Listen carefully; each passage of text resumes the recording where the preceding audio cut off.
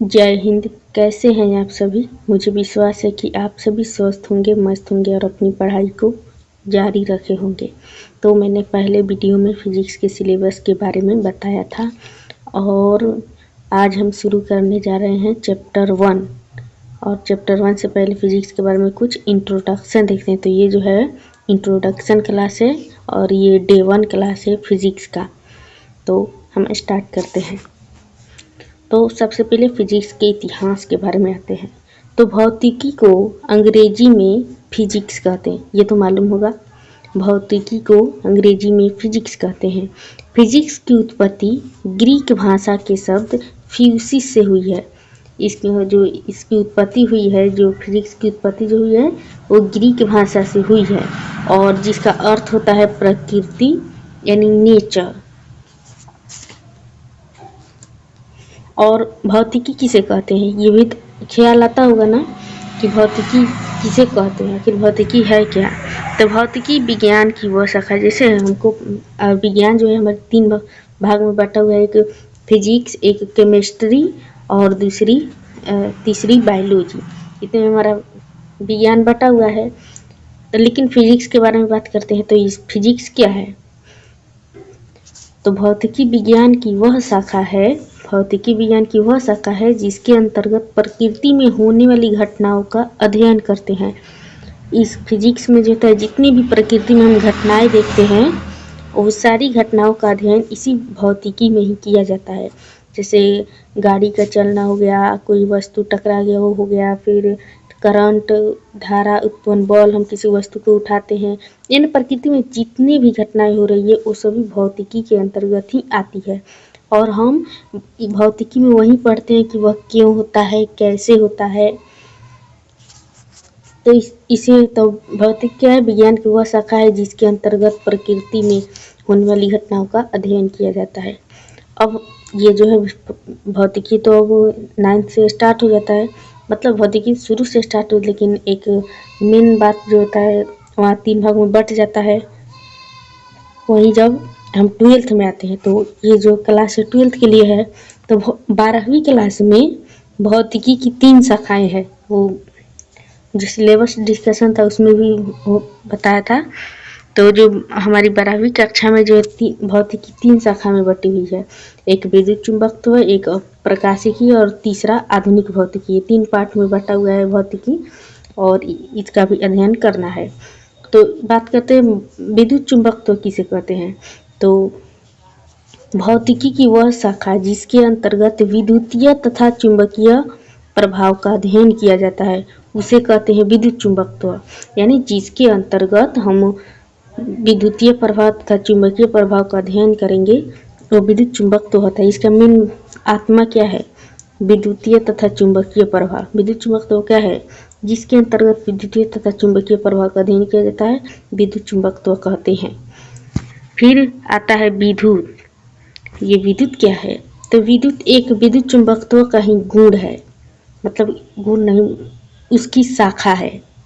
विद्युत चुंबकत्व का शाखा ही है एक विद्युत। तो विद्युत क्या है, यानी इलेक्ट्रिसिटी। तो विद्युत चुंबकत्व का वह उप शाखा जिसके अंतर्गत आवेश तथा उसके प्रभाव का अध्ययन किया जाता है उसे विद्युत कहते हैं।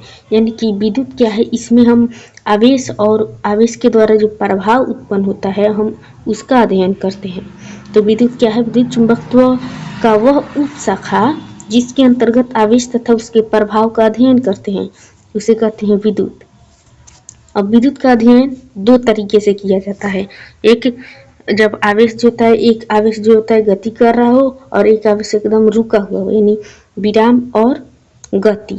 विद्युत का अध्ययन 2 तरीकों से किया जाता है, एक विराम और एक गति। यानी वही विद्युत जब विराम में हो तो उसे स्थिर वैद्युतिकी कहते हैं और जब गति कर रहा हो धारा वैद्युतिकी कहते हैं।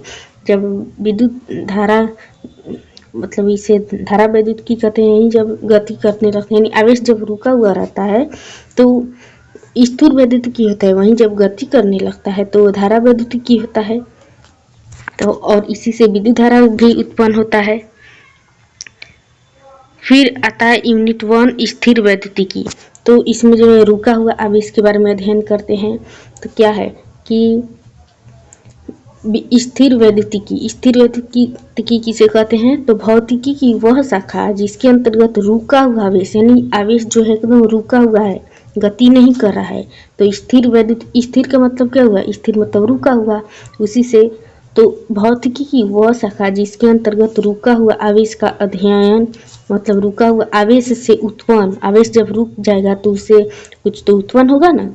तो रुका हुआ आवेश से उत्पन्न विद्युतीय बल, विद्युतीय क्षेत्र, विद्युतीय प्रभाव एवं विद्युतीय ऊर्जा का अध्ययन करते हैं, उसे स्थिर वैद्युतिकी कहते हैं। स्थिर वैद्युतिकी मतलब रुका हुआ ही। तो भौतिकी की वह शाखा जिसके अंदर रुका हुआ आवेश से उत्पन्न विद्युतीय बल, विद्युतीय क्षेत्र, विद्युतीय विभव, विद्युतीय ऊर्जा का अध्ययन करते हैं। ये ऑब्जेक्टिव में भी आता है। ऑब्जेक्टिव में पूछ देगा कि विद्युतीय क्षेत्र, विद्युतीय विभव तथा विद्युतीय ऊर्जा का अध्ययन किसके अंतर्गत करते हैं? तो इसका उत्तर होगा स्थिर वैद्युतिकी के अंतर्गत करते हैं। फिर इससे कुछ पॉइंट है कि स्थिर वैद्युतिकी के अंतर्गत रुका हुआ आवेश का अध्ययन करते हैं। ये तो हो गया। स्थिर वैद्युतिकी के अंतर्गत ही आवेशों का अध्ययन, रुका हुआ आवेश का अध्ययन करते हैं। जैसे इसके कुछ उदाहरण हो गए, बहुत से उदाहरण है इसमें। 2 उदाहरण, जैसे सूखे मौसम में स्वेटर को शरीर से उतारते समय चट चट की आवाज़ आती है। जब मौसम शुष्क मौसम जो होता है, जब मौसम शुष्क होता है और उसमें जब स्वेटर को अपने शरीर से उतारते हैं तो चट चट की आवाज़ सुनाई देती है। ये किसके कारण होता है? स्थिर वैद्युतिकी के कारण होता है। यानी आवेश जो होता है रुका हुआ होता है, जब हम क्या उतारते हैं तो गति होती है और इसमें चट चट की आवाज़ सुनाई देती है। और दूसरा होता है कंघी या प्लास्टिक के कलम को बाल में रगड़ने पर छोटे छोटे कागज के टुकड़े, धूलकण आदि को आकर्षित करने लगते हैं। यानी जब अपने बाल धो लीजिएगा और कंघी से ऐसे रगड़ कर उसके छोटे छोटे कागज के टुकड़ों पर जाएगा तो आवेश कारण वो उसको आकर्षित करने लगता है। तो ये हो गया इसके उदाहरण। फिर इसका अनुप्रयोग भी तो होगा। हम ये पढ़ रहे हैं स्थिर वैद्युतिकी, तो इसका अनुप्रयोग भी तो होगा। तो इसका अनुप्रयोग भी है बिजली चमकने एवं बादल गरजने को समझना। जब बिजली चमकती है या बादल गरजता है उसको समझने के लिए भी स्थिर वैद्युतिकी का ही उपयोग होता है। फिर आता है संधारित्र। संधारित्र के कार्य सिद्धांत को समझना। ये जो है संधारित्र का कार्य सिद्धांत चैप्टर 2 में पढ़ना है, एकदम पूरा डिटेल है इसमें। तो इसका भी उपयोग होता है। और वांडे ग्राफ जनित्र में भी इसका उपयोग होता है। वांडे ग्राफ जनित्र मतलब ये ऐसे होता है और इसमें एक लगी होती है और फिर ये जो होता है भू संपर्क से जुड़ा हुआ रहता है। और इसको जब हम छूते हैं तो इसमें जो आवेश होता है इसी का भी यही आवेश को जब हम छूते हैं तो हमारे शरीर में भी आवेश उत्पन्न हो जाता है। देखना कोई यूट्यूब में आप लोग मंगा कर सर्च करना वांडे ग्राफ जनित्र, देखना कुछ वीडियो आएगा कि कुछ लड़की जो उसके छुए रहेगी तो इसका बाल ऐसे ऐसे, मतलब ये लड़की हो गई तो इसका बाल ऐसे ऐसे ऐसे ऐसे हो गया रहता है। देखना ये वांडे ग्राफ जनित्र। और यह क्या है? स्थिर वैद्युतिकी का ही अनुप्रयोग है। स्थिर वैद्युतिकी में दो बातें पढ़ते हैं। एक है चैप्टर 1 और चैप्टर 2। वहीं चैप्टर 1 अब स्टार्ट हो रहा है।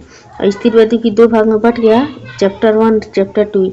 इसमें जो होता है विद्युत आवेश तथा क्षेत्र से संबंधित पूरा डिटेल पढ़ना है इसमें। और वहीं चैप्टर 2 में इसका विभव और धारिता को पढ़ना है, कैसे धारा प्रभावित होता है यह इसमें पढ़ना है। और इसमें विद्युत आवेश तथा उसे क्षेत्र से संबंधित बातों को पढ़ना है।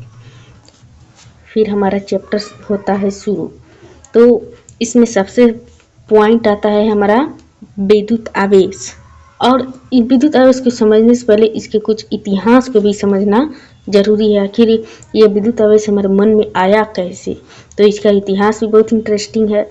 इतिहास में मतलब आज से लगभग 2600 वर्ष पहले, यानी ईसा पूर्व से 600 ईसा पूर्व पहले यूनान के दार्शनिक थे थेल्स ऑफ मिलेटस, और उन्होंने एम्बर को फर्श से रगड़ा तो उन्होंने देखा कि एम्बर के छोटे छोटे कण को आकर्षित करने लगा। मतलब आज 2600 वर्ष पहले थेल्स ऑफ मिलेटस जो थे वो एम्बर को फर्श से रगड़ा तो उन्होंने देखा कि जो एम्बर का छोटा छोटा कण जो होता है वो आकर्षित होने लगा। और फिर उसी प्रकार दूसरा भी घटना देखते हैं। दूसरा घटना सन 1600 ईस्वी में हुआ, जब विलियम गिलबर्ट ने पाया कि एम्बर और फर्श जैसे गुण अन्य पदार्थों में भी पाया जाता है।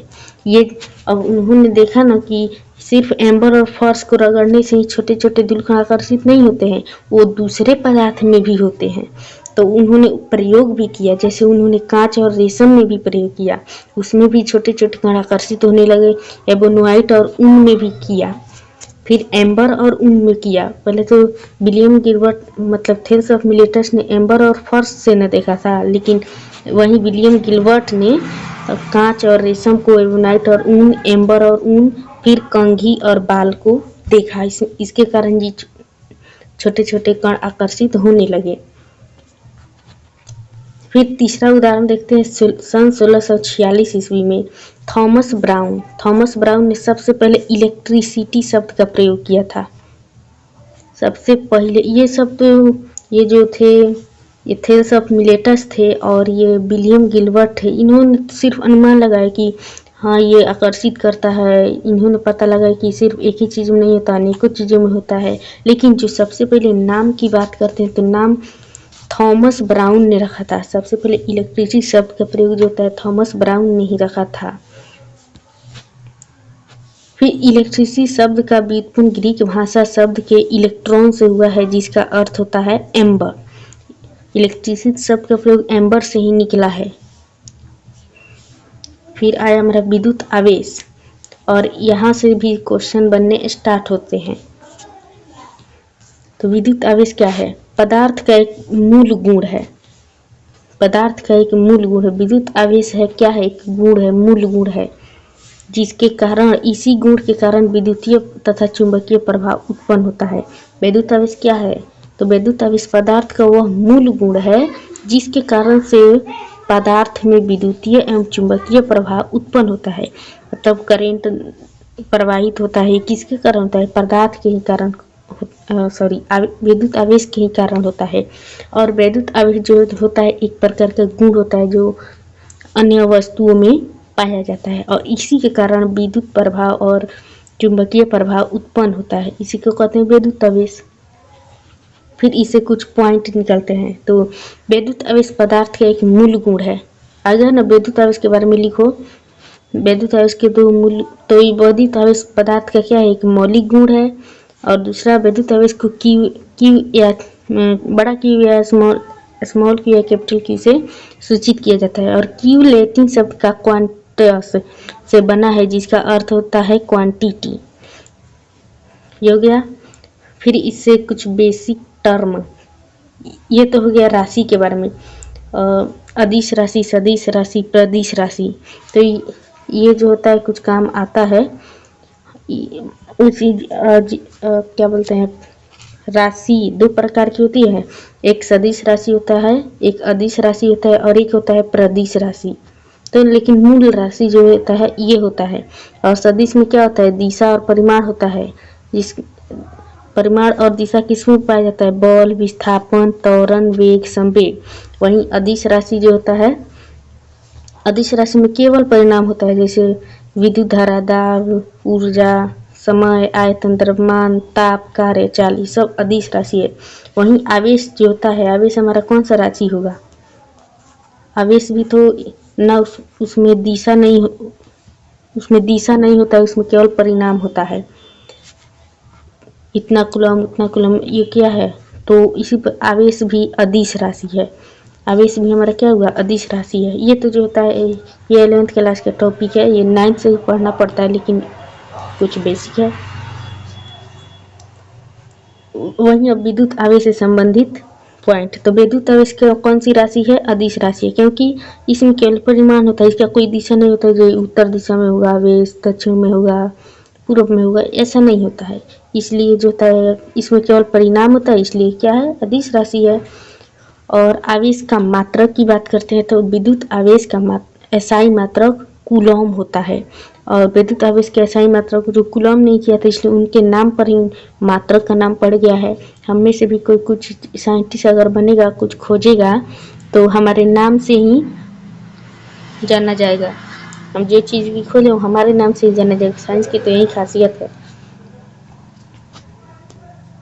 फिर आवेश का छोटा रूप होता है 1 मिली कूलॉम यानी 10 के power minus 3 coulomb, micro coulomb 10 के पावर माइनस 6 कूलॉम, फिर नैनो कूलॉम 10 के power minus 9 coulomb, 1 pico coulomb तो 10 के पावर माइनस 12 कूलॉम।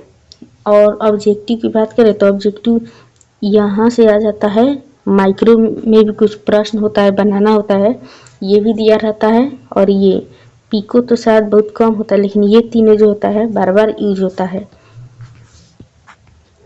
फिर विद्युत आवेश का सीजीएस मात्रक, ये जो मात्रक की 3 पत्तियां होती है तो इसमें से भी एक आता है सीजीएस, एफपीएस, एमकेएस, ये होता है। तो सीजीएस पत्ती में मात्रक यानी सेंटीमीटर ग्राम सेकेंड, इसमें विद्युत आवेश का मात्रक क्या आता है स्टेट कूलम। ये छोटी इकाई है, फ्रैंकलिन है, स्टेट कूलम भी कहते हैं या उसे फ्रैंकलिन भी कहते हैं।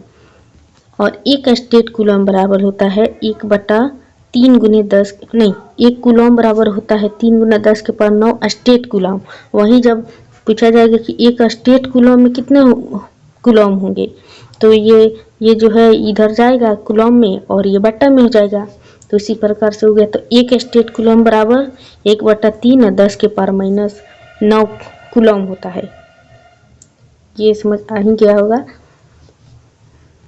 और इसको जब हम तोड़ेंगे तो ये 3.33 में टूट जाएगा, हो जाएगा।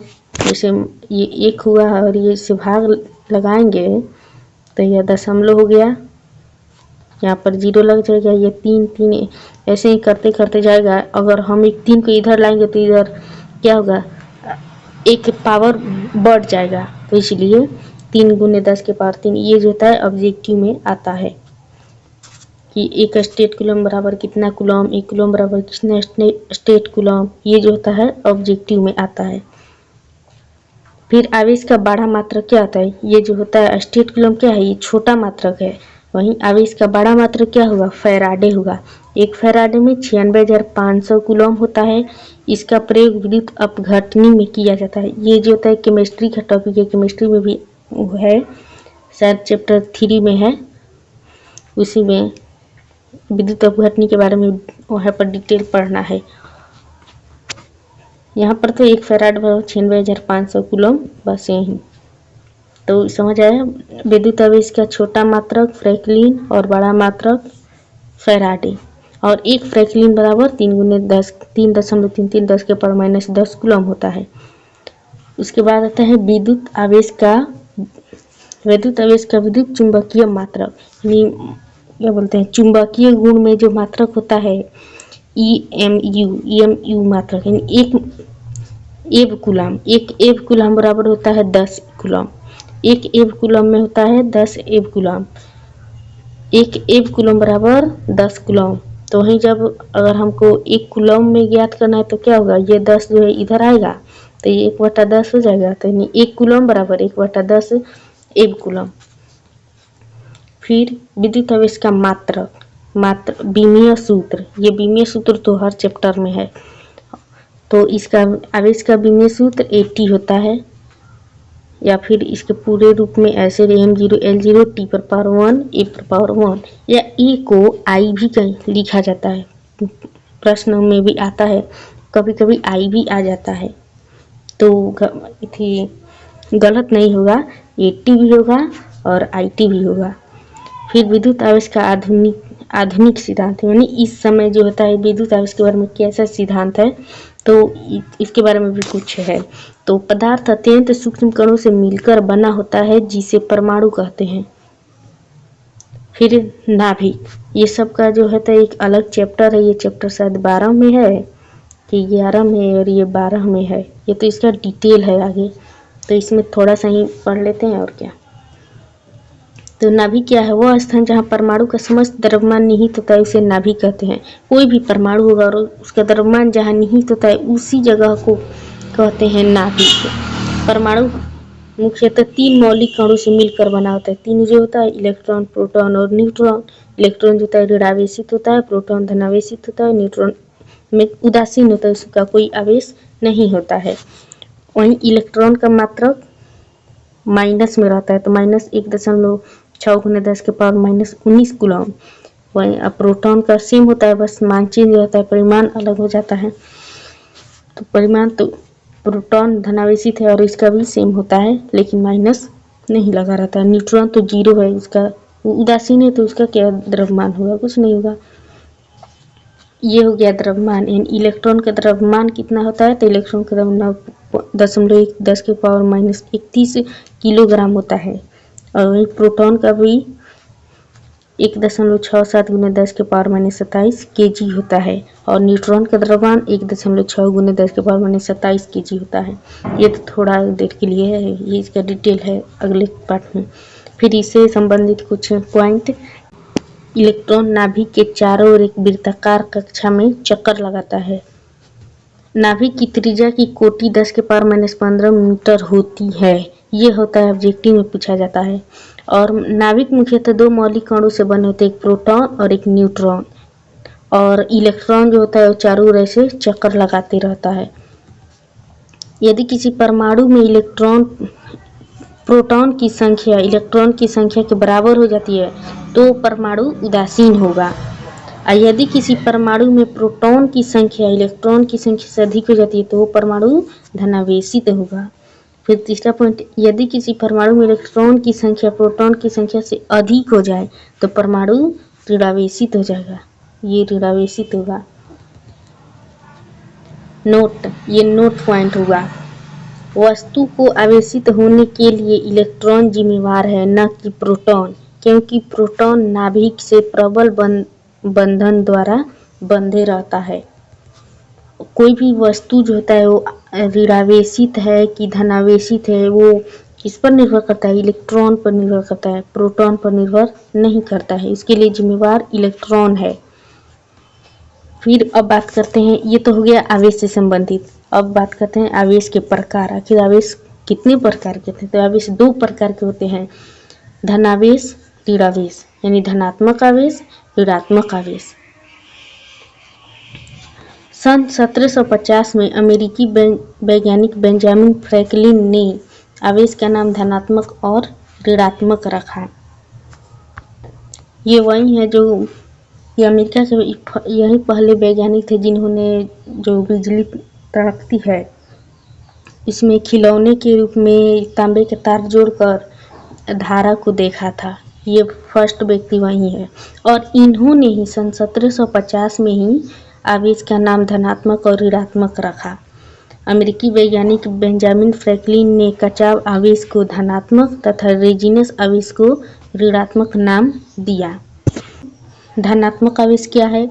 तो धनात्मक आवेश यदि किसी वस्तु पर प्रोटॉन की संख्या इलेक्ट्रॉन की संख्या से अधिक है तो वस्तु पर उपस्थित आवेश धनात्मक होगा। यानी कि जब प्रोटॉन की संख्या हो जाए, प्रोटॉन नंबर ऑफ प्रोटॉन की संख्या जो होता है इलेक्ट्रॉन से अधिक हो जाए, यानी जब P की संख्या E से अधिक हो जाए तो ये क्या होगा? वस्तु जो होगा धनावेशित होगा। अर्थात नंबर ऑफ प्रोटॉन अगर ज़्यादा है नंबर ऑफ इलेक्ट्रॉन से तो वो वस्तु हुआ धनावेशित। वहीं ऋणात्मक आवेश में ठीक इसके विपरीत हो जाएगा। इसमें क्या हो जाएगा? यदि इलेक्ट्रॉन की संख्या और वहीं मतलब इसमें प्रोटॉन की संख्या ज़्यादा कम हो जाएगा इलेक्ट्रॉन की संख्या से। प्रोटॉन की संख्या कम हो जाती है और इलेक्ट्रॉन की संख्या अधिक हो जाती है, तो वह वस्तु होता है ऋणावेशित होता है। इसके कुछ एग्जाम्पल है, कांच की छड़ और रेशम के वस्त्र। ये जो होता है ये एक उदाहरण है। यानी जब कांच की छड़ और रेशम के वस्त्र को आपस में नहीं रगड़ा जाता तब उसमें इलेक्ट्रॉन प्रोटॉन की संख्या बराबर होती है। ये जो हो गया क्या? ये हो गया कांच की छड़ और ये जो हो गया रेशम का वस्त्र है, इनको जब वो आपस में नहीं रगड़ेंगे तो इलेक्ट्रॉन और प्रोटॉन की संख्या बराबर होती है। वहीं जब इसको आपस में ऐसे ऐसे जब रगड़ देते हैं तो कांच जो छड़ पर जो आवेश रहता है वो रेशम के वस्त्र में चला जाता है। अब इलेक्ट्रॉन जहाँ जाएगा वहाँ पर गरीबी आ जाएगी, यानी जहाँ पर इलेक्ट्रॉन गया वहाँ पर गरीबी आ जाएगी। गरीबी मतलब ऋणात्मक। तो इसमें से इलेक्ट्रॉन जो होता है स्थानांतरित होकर रेशम के वस्त्र में चला जाता है, जिससे रेशम का वस्त्र ऋणावेशित हो जाता है और जो छड़ होता है वो धनावेशित हो जाता है। ये तो उदाहरण हो गए, मतलब वस्तु कब ऋणावेशित है या धनावेशित है, ये उसके उदाहरण हो गए।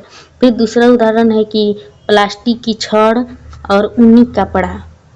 सेम उसी प्रकार प्लास्टिक की छड़ और ऊनी कपड़ा को जब नहीं रगड़ेंगे तो इलेक्ट्रॉन प्रोटॉन की संख्या बराबर हो जाएगी। वहीं जब इसको आपस में ऐसे ऐसे जब रगड़ देंगे तो जब आपस में रगड़ देंगे तो प्लास्टिक की छड़ पर इलेक्ट्रॉन की संख्या प्रोटॉन की संख्या से अधिक हो जाती है, जिसके प्लास्टिक का छड़ जो होता है ऋणावेशित हो जाता है। इसमें जो होता है, अगर प्लास्टिक का छड़ ले लिए और ये कोई ऊनी कपड़ा हो गया तो इसमें जब नहीं रगड़ेंगे तो इलेक्ट्रॉन प्रोटॉन की संख्या बराबर होगी। वहीं जब इसको आपस में रगड़ देंगे, जब इसको आपस में से रगड़ देंगे तो इसमें जो इलेक्ट्रॉन होता है वो प्लास्टिक की छड़ पर चले जाता है। तो जब ये जहाँ जाएगा इलेक्ट्रॉन वहाँ पर क्या आ जाएगा, गरीबी यानी कि ऋणात्मक। तो प्लास्टिक का छड़ ऋणात्मक हो जाएगा और ऊनी कपड़ा धनावेशित हो जाएगा। ये जो होता है आप लोग को तो समझ आ ही गया होगा। चलिए एक बार हम रिवाइज कराते थे क्विक जल्दी से। सबसे पहले ये तो है इंट्रोडक्शन, को फिजिक्स कहते हैं जिसका अर्थ होता है नेचर हो गया, इसमें मेन यही है। भौतिकी क्या है, इसके अंतर्गत प्रकृति में होने वाली घटनाओं का अध्ययन करते हैं। 12वीं क्लास में 3 गो शाखा है, इसके बारे में पढ़ना है। और विद्युत चुंबकत्व में जो होता है विद्युत प्रभाव और चुंबकीय प्रभाव का अध्ययन पढ़ना है। फिर आता है विद्युत, तो वह विद्युत चुंबकत्व का एक गुण ही होता है। और विद्युत का अध्ययन 2 तरीकों में होता है, विराम और गति। और जब आवेश गति में हो, विराम में हो तो उसे स्थिर वैद्युतिकी कहते हैं। और इसका भी कुछ उदाहरण है। ये सब सूखे मौसम में शरीर को उतारना, और फिर जो होता है कंघी प्लास्टिक को रगड़ने पर छोटे छोटे कण का आवेशित होना, ये भी उदाहरण है। और फिर विद्युत आवेश तथा ये क्षेत्र हो गया, तो इसमें होता है आवेश होता है। तो आवेश की शुरुआत लगभग 2600 वर्ष पहले थेल्स ऑफ मिलेटस ने किया था। और 1600 में विलियम गिलबर्ट ने बताया था कि ये सिर्फ इसमें नहीं होता है, अन्य पदार्थों में भी होता है। फिर सन 1600 में थॉमस ब्राउन ने इलेक्ट्रिसिटी शब्द इसका नाम भी दे दिए, और इसका ग्रीक भाषा में अर्थ होता है एम्बर। और उसके बाद बात करते हैं विद्युत आवेश के बारे में। तो विद्युत आवेश क्या है, पदार्थ का एक गुण होता है जिसके कारण चुंबकीय तथा विद्युतीय प्रभाव उत्पन्न होता है, ये आवेश होता है। और ये आवेश पदार्थ का क्या है, मौलिक गुण है। और इसे उसे सूचित करते हैं, इसका क्वांटिटी होता है अर्थ। और ये तो हो गया अदिश राशि। और ये आवेश क्या है, ये एक अदिश राशि है। आवेश एक अदिश राशि, और इसका मात्रक की बात करते हैं, इसका ऐसा ही मात्रक कूलम होता है। और ये जब होता है छोटा छोटा इसका मात्रक है। फिर आवेश का सेंटीमीटर ग्राम सेकेंड में मात्रक यानी सीजीएस मात्रक होता है। स्टेट कूलम होता है 1 कूलम बराबर 3 × 10⁹ स्टेट कूलम होता है। वहीं 1 स्टेट कूलम बराबर 1/3 × 10⁹ कूलम हो गया। फिर आवेश का ये जो होता है बड़ा मात्रक हो गया फैराडे, और छोटा मात्रक हो गया फ्रैंकलिन। फिर 1 फ्रैंकलिन बराबर इतना आवेश, और 1 एव कूलम बराबर, ये मतलब चुंबकीय मात्रक है ये इसका 1 कूलम। तो 1 एव कूलम बराबर 10 कूलम होता है। और इसकी विद्युत आवेश की बीमा की बात करते हैं, इसका बीमा 80 होता है। और इसके आधुनिक सिद्धांत भी है कि पदार्थ होते हैं सूक्ष्म कणों से मिलकर बने थे, जिसे परमाणु कहते हैं। और जिनका द्रव्यमान एक जगह निहित होता है उसे नाभिक कहते हैं। और परमाणु जो होता है 3 भागों में बटा हुआ है, इलेक्ट्रॉन, प्रोटॉन, न्यूट्रॉन। यही क्या है, आवेश भी है। तो इन सब का आवेश सेम होता है, बस परिणाम अलग अलग होता है, यानी माइनस चिन्ह हट जाता है। और ये जो इलेक्ट्रॉन का द्रव्यमान हो गया। फिर इलेक्ट्रॉन नाभिक के चारों ओर क्या करता है, गति करते रहता है, चक्कर लगाता है और नाभिक की त्रिज्या कुटी 10⁻⁻15 मीटर होती है। नाभिक मुख्यतः दो मौलिक कणों से, प्रोटॉन और न्यूट्रॉन से मिलकर बना होता है। और जो होता है वस्तु के आवेशित होने का गुण क्या होता है, इलेक्ट्रॉन के कारण होता है। जिसमें इलेक्ट्रॉन अधिक हो जाएगा वह वस्तु क्या हो जाएगी, जिसमें इलेक्ट्रॉन अधिक होगा वह वस्तु ऋणावेशित हो जाएगी। जिसमें प्रोटॉन अधिक होगा वह वस्तु जिसमें इलेक्ट्रॉन की संख्या कम होगी वह धनावेशित होगा और जिसमें बराबर हो जाए वह उदासीन हो जाएगा। फिर वस्तु को आवेशित होने के लिए क्या जिम्मेवार है, इलेक्ट्रॉन, प्रोटॉन नहीं है, क्योंकि वह नाभिक से प्रबल बंधन द्वारा बंधे रहता है। और जो होता है हमारा आवेश जो होता है दो प्रकार का होता है, धनात्मक आवेश, ऋणात्मक आवेश। और सबसे पहले ये नाम जो किसने दिया था, बेंजामिन फ्रैंकलिन ने। यही वो व्यक्ति है जो बिजली से कड़कते हुए तार को जोड़ा और वहाँ से इलेक्ट्रिसिटी का नाम दे दिए, धनात्मक आवेश का नाम दे दिए। और इन्हीं को विद्युत का खोजकर्ता भी कहा जाता है। फिर धनात्मक आवेश क्या है, तो यह वस्तु पर यानी धनात्मक क्या है, इलेक्ट्रॉन की संख्या की कमी। जहाँ इलेक्ट्रॉन की संख्या कम होगी प्रोटॉन से वह वस्तु धनात्मक होगा और जिस पर इलेक्ट्रॉन की संख्या अधिक होगी प्रोटॉन से वो वस्तु ऋणात्मक होगा। जिस पर बराबर हो जाएगी वो हो जाएगा उदासीन हो जाएगा हमारा। और फिर इसके उदाहरण क्या है, कांच की छड़ और रेशम के वस्त्र, प्लास्टिक की छड़ और ऊनी वस्त्र। मुझे विश्वास है कि आपको आज का जो वीडियो है आपको पसंद आया होगा। और देखिए, आपको प्रैक्टिस करने के लिए हम कुछ क्वेश्चन देते हैं जो आपको बनाना है और कमेंट में बताना है इसका आंसर। स्थूलवैद्यकी की अनुप्रयोग बताइए। इलेक्ट्रिसिटी शब्द का प्रयोग सबसे पहले किसने किया?